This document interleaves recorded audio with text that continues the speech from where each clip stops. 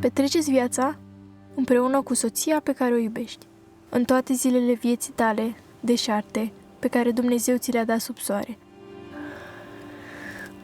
Patrick, un nume atât de frumos, numele care mi-a schimbat viața. Vreau să spun ceva ce nu ți-am mai spus până acum.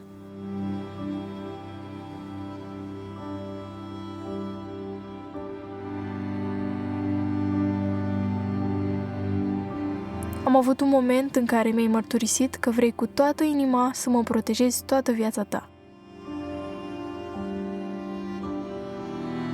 Atunci, în clipa aceea, mi-am dat seama că tu ești alesul. Îmi place la tine sinceritatea ta, romantismul tău și faptul că ești până la capăt.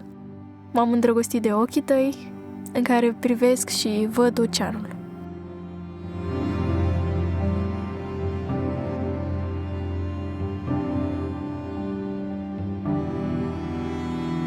Ana, pe lângă frumusețea ta, îmi place simplitatea ta și dragostea pe care o ai pentru persoanele din jurul tău.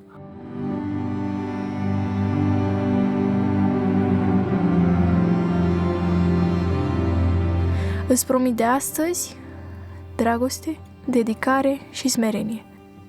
Îți promit să te iubesc cu toată inima mea și ca o soție credincioasă, chiar și în momentele cele mai slabe ale noastre, să fiu dispusă să te iert și să arăt dragoste necondiționată.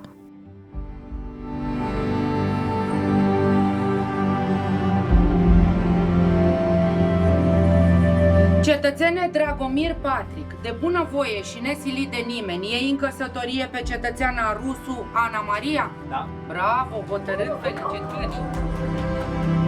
Cetățeană Rusu Ana Maria, de bunăvoie și nesilită de nimeni, iei în căsătorie pe cetățeanul Dragomir Patrick? Da. Bravo!